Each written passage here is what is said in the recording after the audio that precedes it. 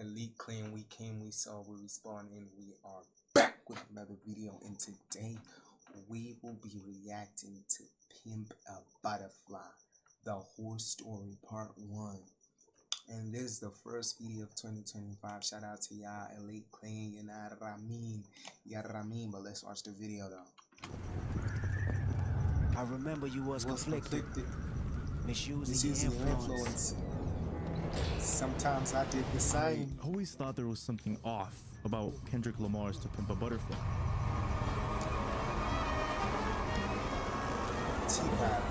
Poems, jazz, racial justice. A lot of people see this album as black empowerment and setting the slaves free. But what if I told you that's all a lie?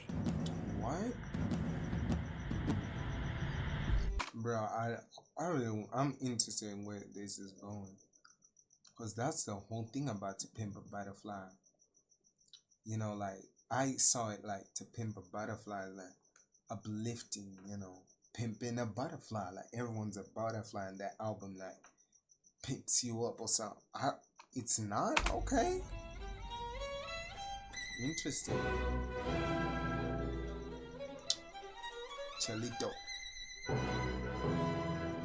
This nigga's fired. In this album is a man who became famous too fast, a man whose ego destroyed his life, a man who doesn't know what it means to be Kendrick Lamar. In this video, we're gonna be breaking down every story, every meaning to learn everything in this album. So I think it's time we really ask, what does it really mean to pimp a butterfly? Butterfly. T-Pab.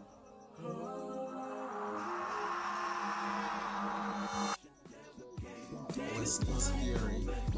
I never understood this song. Niggas, and that all starts in the form of a saying.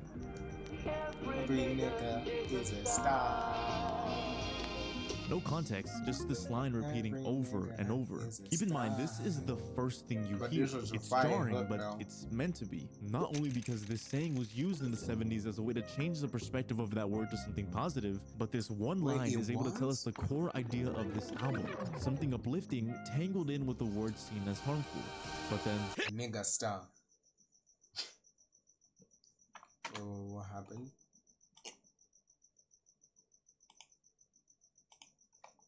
Did I mute it? Am I crazy? What the fuck?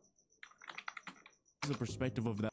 Oh, it's probably because of copyright. A word to something positive, but this one line is able to tell us the core idea of this album. Something uplifting. Younger Kendrick. At first I did love you.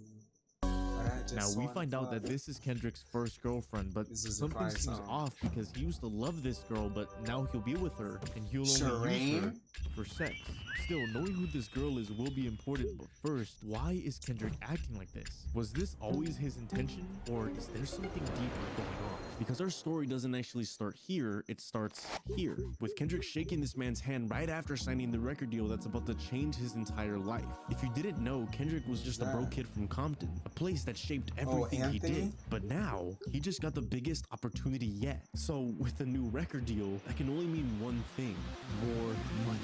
When I get signed, homie, I'm acting fool. Hit the dance floor, strobe lights in a row. Kendrick is burning through cash like it's nothing. Buying cars, houses, you name it. Every opportunity he's choosing to spend and spend and spend. So, blinded by his newfound success, he starts dreaming about all the things he's gonna buy. And sure, it's a little irresponsible, but we have to remember that up until this point. Bro, yo, that's crazy though. Imagine like knowing you getting money, nigga. Like, it's different when like when you get your money and you was broke, nigga. Like, bro, niggas will spend money on that shit, cause I'm not even playing games. Compton is all he's ever known, and for someone to go from this to this in a blink of an eye, what do you expect anyone to do? But Kendrick always promised that he would give back to his friends in Compton, and that was a promise he always stood for. But now we see him, and he's completely forgotten about it, just enjoying how he is no longer poor. Educated, but I got $1 million check like that. Fuck money trees, I guess. But what Kendrick is doing with his money is the single worst thing he can do right now. Because soon after, we learn that a voice has been stealthily watching Kendrick the second he signed that record deal. Every move, every idiotic purchase has been profusely analyzed by this voice, secretly hating the idea that Kendrick and the people of his color have the audacity to have this type of money.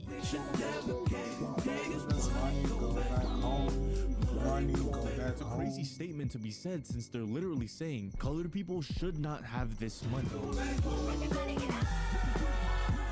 Now, we don't know who this voice is, but the accusations say enough. Because what reason does it have to be this uptight about the situation? And more importantly, what are they planning to do about it?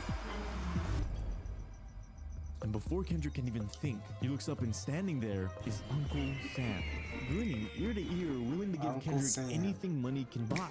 And how now that he's rich and famous... Uncle Sam is like the government, if I'm not mistaken, right?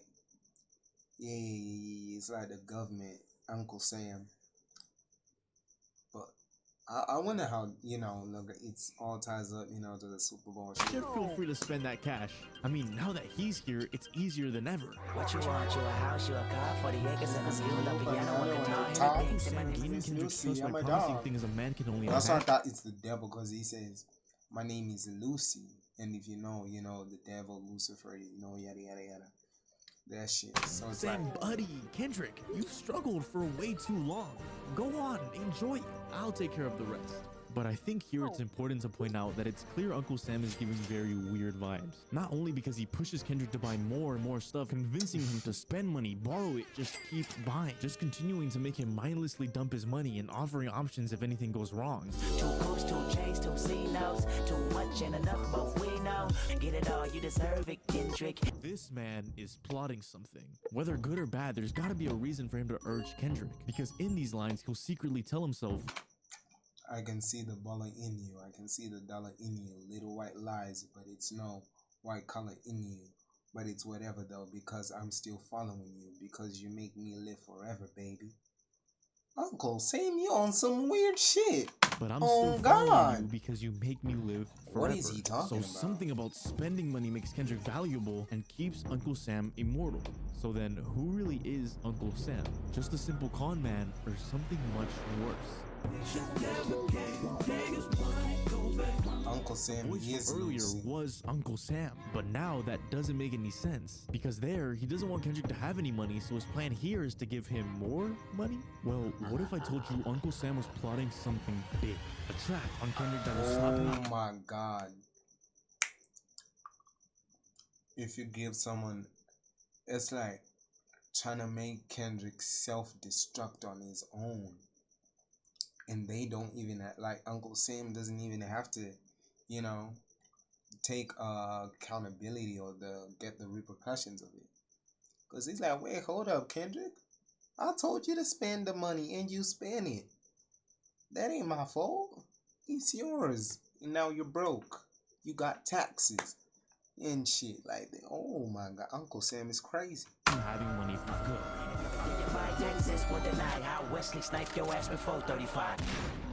Wesley sniped your ass. Taxes. Uncle Sam is going to tax Kendrick. If we look at the title of the track, we see a name that's interesting. Wesley Snipes. Wesley Snipes is here. Wesley Snipes. Blade? Bro, what the fuck does Blade gotta do with this? Blade? The nigga who fucking kills vampires. Who is a vampire. What? Let me just watch. A famous African-American actor who wrote his success and then was thrown in jail for, you guessed it, taxes. Actor Wesley Snipes of federal tax fraud and conspiracy charges, but convicted him of failing to file tax returns. Accused of trying to get back millions of dollars from the federal government in taxes he had paid. He's also accused of failing to file tax returns for several years. Snipes has claimed he's the victim of bad advice and had no intention of cheating the IRS. But it's important to know that... Bro, that's crazy. I didn't know about this. Wesley Snipes was warned of the dangers involved in following advice from the accountants who claimed he did not have to pay taxes.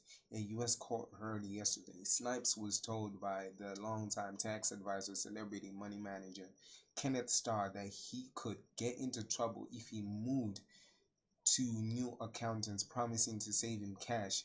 Prosecutors said the 45-year-old actor is on trial for tax fraud and conspiracy relating to unpaid taxes on the reported 38 million.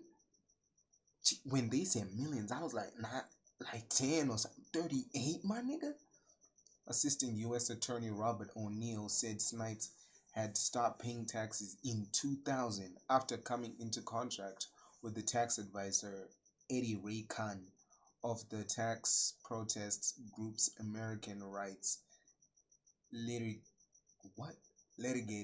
and Guiding Light of the God Ministries. That's a long ass name. In the 90s, Mr. Snipes was a taxpayer. O'Neill told the jury in Florida something that happens in the year 2000 and that stops the payment of taxes. Wesley Snipes claims that the reason all of this happened is because no one taught him how he should spend his money. And the same thing Uncle Sam did to Wesley Snipes, he's trying to do to Kendrick. Remember, Uncle Sam knows Kendrick just got all this money, but is too clueless on managing it. It's a trap that's been set by Uncle Sam that doesn't like that Kendrick has all this money, so he's gonna make him bankrupt by spending the money and ending him off with a huge tax break, keeping him stuck and controlled by the government. No matter how successful Kendrick might be right now, with bad taxes, publishing rights, unfair royalty checks, it can all be taken away from you. But now, here's the question. Why specifically African Americans? Why are they the main target for Uncle Sam's plan? No matter the reason, one thing is for certain. Uncle Sam is always watching, using people like Kendrick to keep himself alive, and if you don't play by his rules, he'll find a way to get you. So if you're successful and black in America, you better watch your back, because Uncle Sam always wins, and he's already planning on how to take Kendrick out next.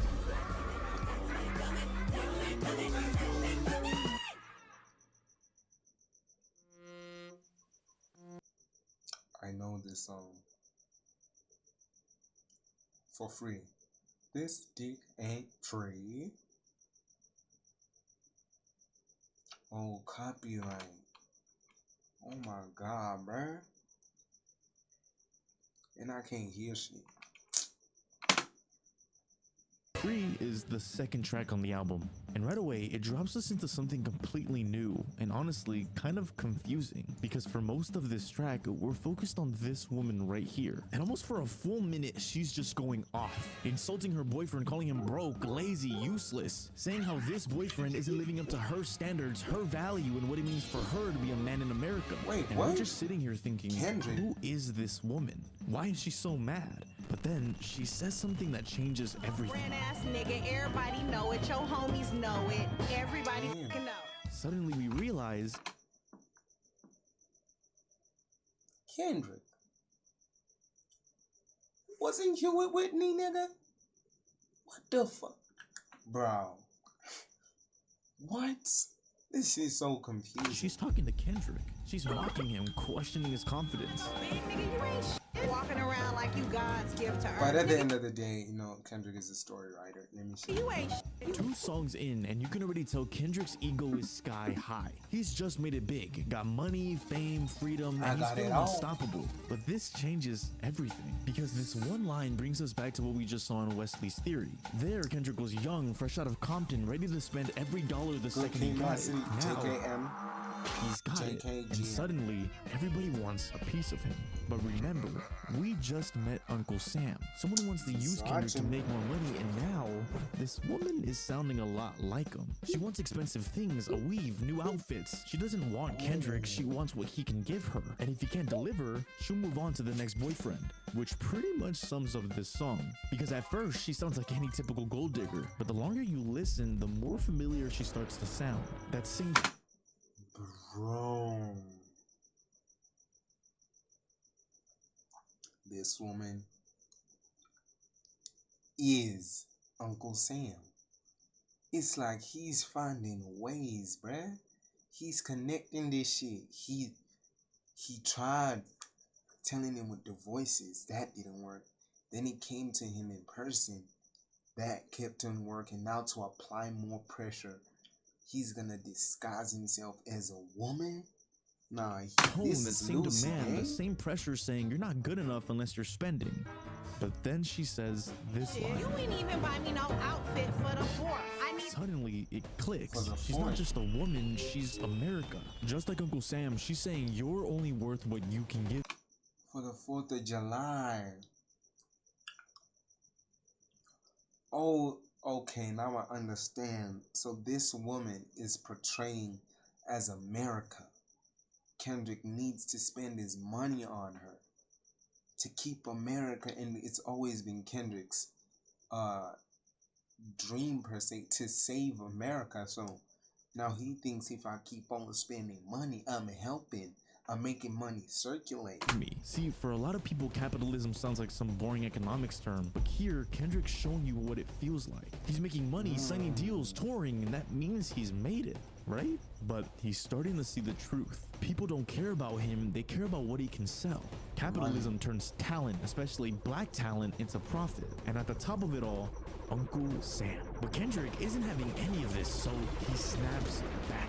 This ain't free. You looking at me? Kendrick's whole verse sounds funny, but it's a moment of rebellion. He's saying a lot in this short amount of time, but this dick ain't free. You looking at me like you looking at me like a receipt, like I ain't never had no meat and eating your leftovers. This raw meat. This dick ain't free. Living in captivity, raised by cap salary, telling me green is all I need.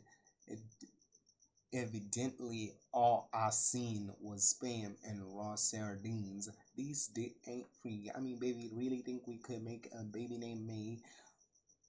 Put he's basically saying Mercedes-Benz and 24 in. Okay. I'm not your slave. He's no longer letting Uncle Sam take advantage of him and what he's created. And if you listen closely, there's a lot of callbacks to slavery and getting back what you owe. Like here, 40 acres and a mule, not 40 ounce and a pit bull. If we rewind for a sec to the 1800s, right after slavery ended in America, the government promised every single person who was enslaved 40 acres of land and a mule. Uncle Sam's idea was, hey, you worked so hard your entire life. Here's a token of our gratitude. But Uncle Sam was lying. No one got anything. Damn. They got the land, but it was immediately taken back and given right back to the owners, leaving the newly freed slaves with nothing, which is a cycle we're consistently seeing so far. Using black people for gain, promising something they want, and throwing them away once they're done. And it's happening to Kendrick, because the industry wants to drain black artists until there's nothing left. When one burns out, they move on to the next. Just like how if you don't provide to this woman's needs, she'll find someone else. And all for a simple reason. Just so you know. Uncle Sam doesn't like black people with control. Notice how Uncle Sam only swooped in the second Kendrick got money. It's all for a reason. Kendrick now has value, and Uncle Sam wants to use that. See, Kendrick came from struggle and wants to tell the truth, but Uncle Sam sees this as a threat. Why? Because he wants everyone to see what he needs them to see. So he says, I'll make you rich and famous, but only if you completely shut up and play by my rules. Sign the contracts, pay the bills, and this will silence you. And I will continue to do that to every black person who comes after you.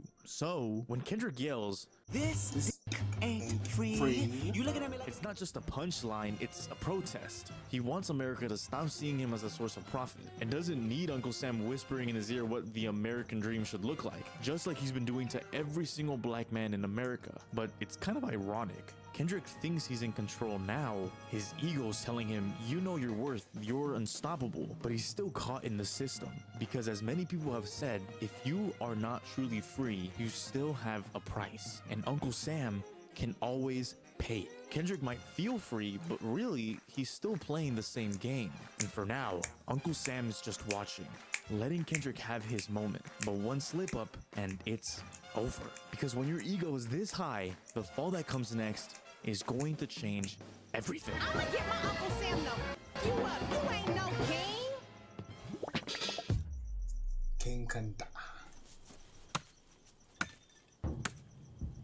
I actually know about King Kunta. He was a slave who ran away or something, or who was able to run. Something like that. Almost done. I'll be home before sunrise. Who's there?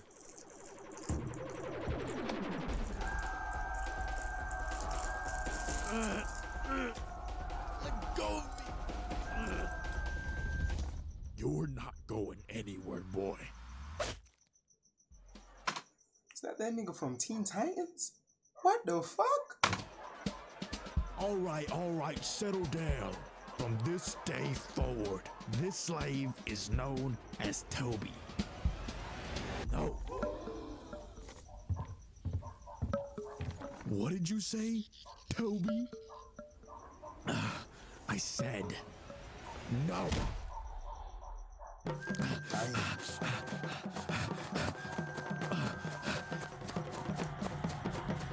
Damn, my people have been through a lot, gang. You thought you can run from us, boy? You think you can ever leave this place? No. And just for it, I think it's time we taught you a little lesson. Oh my god. How then, Toby? How about we forget all of this? I know it's animation, but bro, I was thinking about it in real life. Nigga, Jesus fucking Christ, why would you? Bro, that's some fucked up shit though. What happened and you come back with us, huh? That's not my name. Oh yeah? What is your name then, slave? My name is King Kunda. No way. Slave. Fuck, it's copyright. Oh my god. Jesus, and it's probably the most important track so far. Not only because it helps us understand how we should see Kendrick from this point on, very self-centered, thinking the whole world revolves around him, but it also marks a major turning point in the story. When you first hear King Kunta, it sounds loud, energetic, and that makes sense because that's exactly how Kendrick's been acting up until this point. But underneath all that pride, something's not right. Remember, when Kendrick was younger, he made a promise. If he ever made it out of Compton, he'd use his voice to help his people. But now, he's more focused on defending his power for himself and himself only. And in this song, you can tell something in Kendrick is not okay. I don't want you monkey mouth motherfucker sitting in my throne again. Kendrick is back in Compton, but instead of keeping his promise, he comes home feeling like the absolute shit. At this point, he's been gone for years. You watched the music video? Living like a celebrity. Now that he's back, something's changed. Because as soon as he gets back, he starts showing off, flexing everything he has, everything they don't. The problem, that's the opposite of how he should be acting. But it's important to understand why he's like this is because when Kendrick was trying to make it out of Compton, none of these people believed him. So now that he's made it, he just wants to rub it in. It's gotten so bad. For almost 2 years, Kendrick could not wait to get off his Good Kid Mad City tour just to come back home and brag. 65 days times 2, I was contemplating getting on stage just to go back to the hood, see my enemies. And the crazy part is, he doesn't see anything wrong with it. He's looking around shouting, "Look at me now. I'm better than you and you and you." Self-crowning himself as the new king of Compton. Where you and I was walking. Now I run a game, got the whole world talking. Now, when we look at the songs we've gone over, while all distinctly different, one thing stands out throughout: Kendrick's ego. Because as we just learned, he thinks he quote-unquote outwitted Uncle Sam. And that's why he's showing so much arrogance in this song. To say to everyone, I'm in a system meant to trap me, yet I'm still at the top of the world. Now, let's talk about the meaning behind the name King Kunta. If we look back at the story from earlier, just like how Kunta Kinte was running away from the slave masters trying to become free, Kendrick calls himself King Kunta to say, I'm running the rap game, and I'm also running away from how Uncle Sam is going to be able to control my life, and they're going to have to cut his legs off in order to stop him. Just like Kunta, Kendrick refuses to become a slave, whether it's to the industry, Uncle Sam, or anyone who's trying to control him. But look closer at the name King Kunta. It's another example of how Kendrick always blends two opposite ideas: power and control. Just like how the title To Pimp a Butterfly mixes beauty with corruption, or how he flips words like the N-word and star. And here we have the same contrast: a king, someone powerful and respected, tied to Kunta, a slave fighting for freedom. It's that constant balance between empowerment and enslavement, and that's something that's gonna matter a lot later in the story. Now, back in Compton, Kendrick keeps bragging non-stop about how much better he is than everyone else, and that's when he brings up this idea of the yams. In the song, yams represents the power and success that Kendrick currently has, and is pushed further as the thing that everybody wants but nobody has. So when Kendrick brings up the yams, he's saying, I finally got power, these people are threatened by it, and they want to take it. Because yams has always shown themes of being desirable and valuable, and this tells us a lot about where Kendrick is right now, because he's young. Is that a sweet potato? young, immature, and loves to brag. But here's the scary part. These are the exact traits Uncle Sam needs to keep someone under control. Ego, greed, pride, these are all tools that let the system control people. Throughout King Kunta, Kendrick brags about his influence, but as the album goes I'm on, not gonna lie. You can see with Sexy Red Gang, they use that shit against her, bruh. Like that ass. They gave her everything she can use to write her self-destruct. Instant gratification, the money, everything, bruh. The clout, the following, the performances on the BET, bruh. Bro, I don't even think it took like Sexy Red a lot of time, like, you know, to be on the BT stage. But the only reason I really fuck with Sexy Red, bro, is because she's herself. She ain't changing for no fucking body. She ain't changing shit. you'll see that he's using that power for the wrong reasons. And that's exactly what Uncle Sam wants. So yeah, Kendrick feels like he's at the top of the world right now, but his story is just getting started. If he doesn't clean up his act soon, it's only a matter of time before Uncle Sam finally swoops in and Kendrick becomes... I remember you was conflicted. You know what? And Kendrick becomes... I'm not even going. Institutionalized. Institutionalized. Got it. I didn't go to school, remember you but was conflicted. misusing your influence. Sometimes I did the same. Institutionalized is the fourth song on To Pimp a Butterfly, and it's getting kind of strange. Song after song, Kendrick has been continuing to do whatever he wants without any repercussions whatsoever. Just taking and thinking this is what it means to be successful, becoming the most narcissistic we've ever seen him. And that's really starting to affect what kind of POV we're meant to see Kendrick at. But maybe that's the point. Kendrick's at the BET Awards, and the whole point of this event is to celebrate achievements in black entertainment, you know, music, film, etc. And we look around and we see all these amazing and beautiful black entertainers dressed up, smiling, having a great time.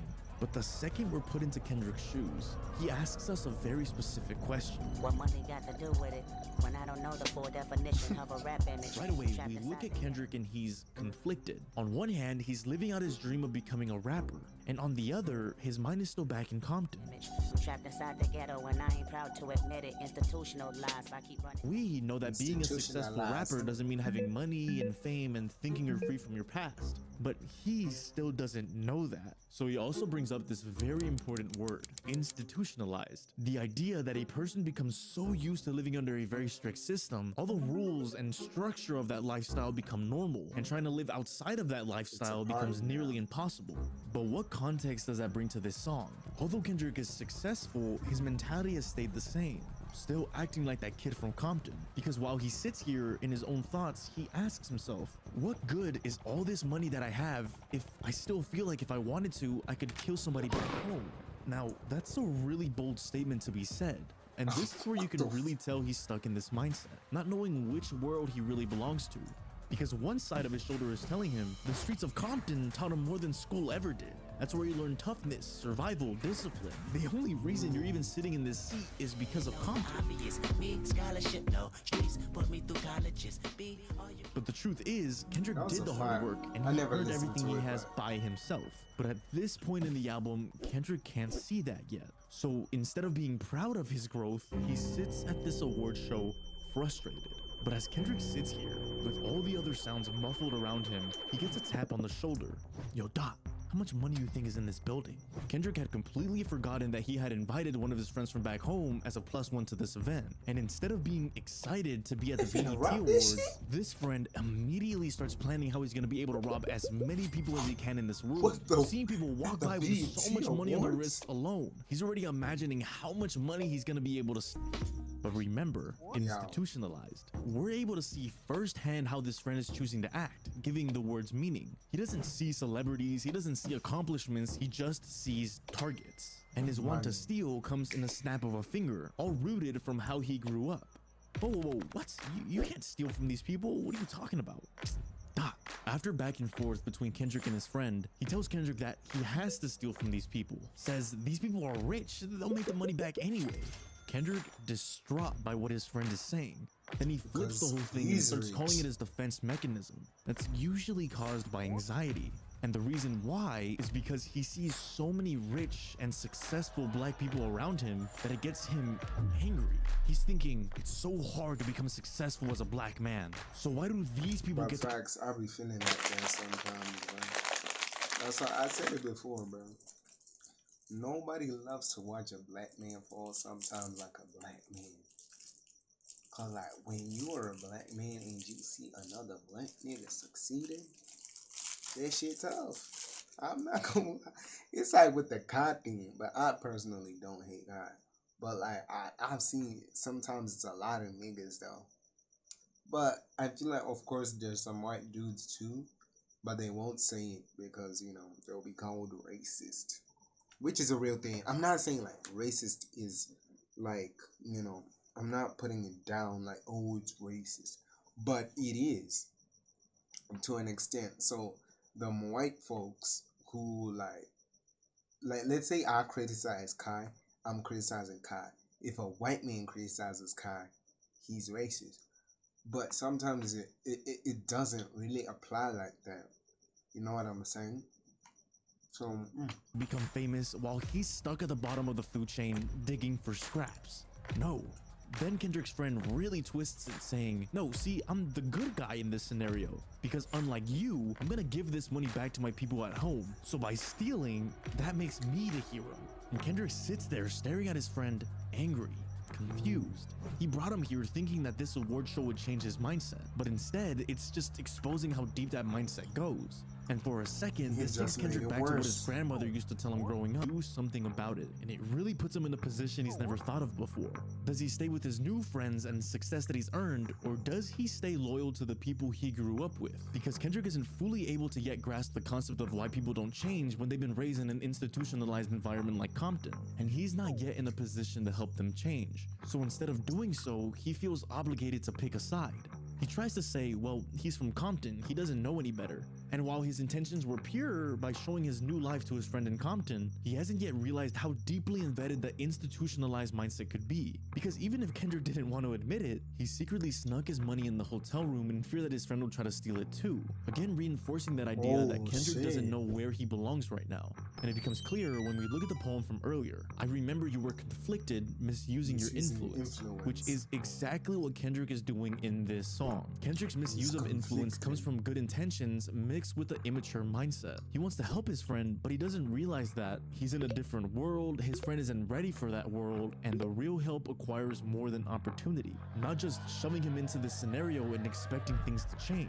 But if there's one thing we know for sure, Kendrick in every single one of these songs so far is showing us different traits of showing us he is not ready for change. He's not ready to become that influential person he wants to become. And I promise you, what's coming next is the single worst action he can make, and is something that you are absolutely not ready for. Sex. The best song in the album. I don't care what anyone said. If These Walls Could Talk, These Walls was fire. Besides, if I had to put a tier list, alright, and then like, These Walls, bruh. These Walls was fire, bruh. I don't care. These Walls is the 5th song on To Pimp a Butterfly. And by the time we reach this point in the album, we've been watching Kendrick move through the world doing things without fully understanding why he's doing them. He's acting uneducated, selfish, ignorant, and none of that would be strange if Kendrick wasn't acting completely oblivious to it all. But These Walls is different. This is where the entire story turns, and not for the better, but for the absolute worst. The song's... Bro, y'all are ruining my best songs game. Every time I think a song is inspiring. But the lyrics, if these walls talk, sex. She just wanna say hello to the birthday girl, say hey. Slowly fades in, and we hear a woman moaning. It's not empowering at all. You don't it's growing louder, uncomfortable even. We don't know what's happening yet, but obviously it sounds strange. Is this woman in pleasure, or is she in pain? The song starts, and we're introduced to a woman in the club of Kendrick's hometown of Compton. She's out with her friends celebrating her birthday. Shout out to her birthday. Everyone around her having a great time, laughing, dancing, partying. But when we look at her, she's distant, out of it. And the reason isn't subtle. She's thinking about sleeping with a man. She wants to leave. She wants to go home with him. Even on her own birthday, that's all she can think about. We barely get details on this woman, but the small glimpses we do get says enough. She's sleeping with someone she shouldn't be. Someone she was explicitly warned not to be with. Which begs the question, who is he? What makes him so impossible for her to resist? And that's when we learn the mystery man she's going home with is Kendrick. And this woman wants Kendrick bad. But when Kendrick speaks, we realize that they've been doing this for a while. But listen to how Kendrick describes being with her. Your flood could be misunderstood and full of pain and resentment. Obviously, this is referring to how he makes her feel sexually, but something I haven't mentioned is that something happened to this woman. And her way of escaping that and not trying to think about it is trying to get at Kendrick. And Kendrick full-heartedly knows this. Now, this woman is practically begging Kendrick at this point, but Kendrick looks at her with zero emotion. He's with her for one reason and one reason only. And that wouldn't be an issue if we didn't learn that before Kendrick became famous, this woman absolutely hated him with every bone in her body.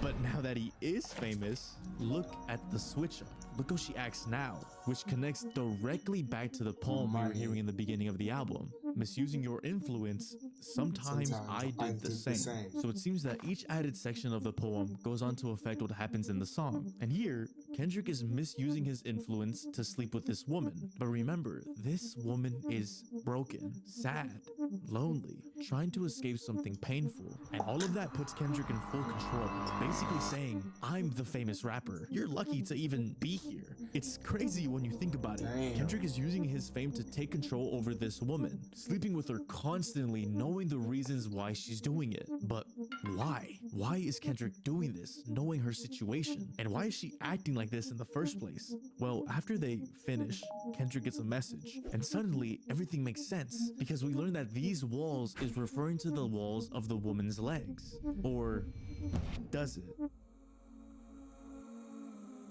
If these walls talk. We drop into the middle of a conversation between Kendrick and a stranger in prison. Now listen to how Kendrick's voice darkens here. He's angry. Even in the music video of These Walls, there's a guy in prison. Hey, I met Kendrick. Blah, blah, blah. Yeah, he was happy that he met Kendrick or some shit. With this prisoner. This prisoner is facing a life sentence, and Kendrick just sits there laughing at this man, telling him nothing, nowhere is there an escape for you at this prison. Nobody is coming to save you. Not those officers, not a single judge, not even your own mother is going to be able to change this unforgiving fate that's hit you. Wait. Why is Kendrick doing this? We just went from a woman who's using sex to escape to yelling at a man who has jail for life and laughing at his inevitable fate. So let's shift our focus to the prisoner. Who is he? What did he do? And then everything clicks. One more time, homie. Where's you? Hey, where is it?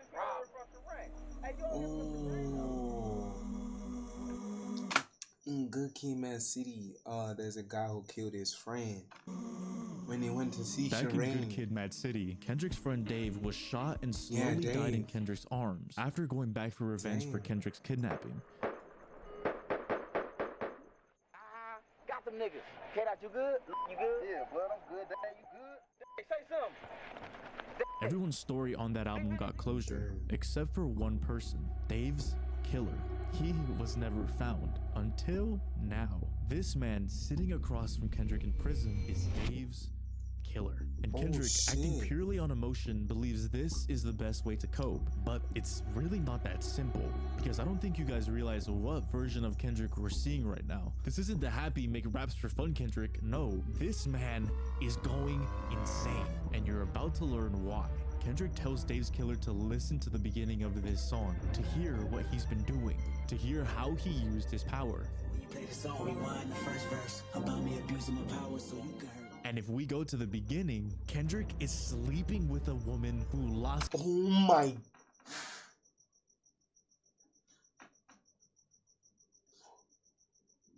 He recorded that song. Fucking this nigga's bitch.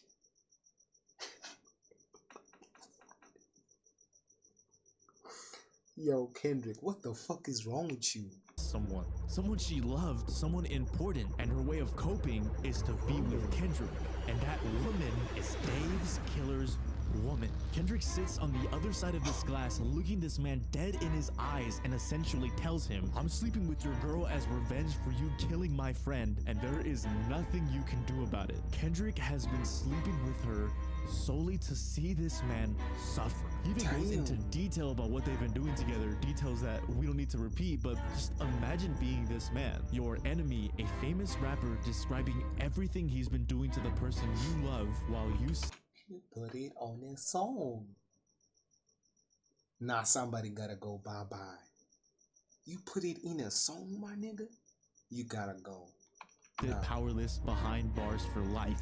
Kendrick is using his fame as a weapon and takes advantage of this woman's vulnerability, all because he's now a famous rapper. Oh my gosh. Who is this? Who is Kendrick right now? At the end of Good Kid, Mad City, Kendrick and his friends were saved by their faith. A woman prayed for them, teaching them about Jesus, shifting Kendrick's mindset. Do you want to receive God as your personal savior? Even Kendrick's mother told him to give back to his community through music, to show the world he came from Compton and rose into greatness. But in this album, he hasn't followed any of that. He's doing the opposite. Ever since signing that record deal, Kendrick has bragged, wasted money, insulted his city, and acted like a complete fool. And now performs this vile act just to see someone suffer. This isn't Kendrick. At this point in the album, we've been on a roller coaster to how Kendrick chooses to show his worth. Controlled by Uncle Sam, battling this woman, bragging back home, the BET situation, and now this. He is not ready to be where he wants to be. But the question becomes, will Kendrick keep spiraling, keep acting recklessly, refusing to slow down, or will he finally realize something is deeply wrong? I guess there's only one way to find out.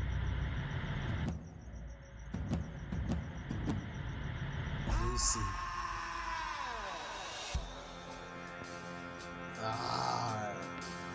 That sucks. But this was a fire video, though, I'm not gonna lie. That was a fire video. Like, that ass, that was fire. And, you know, shit, man, this story was cool as shit. Where do we go from here? I don't know, but peace out and stay elite.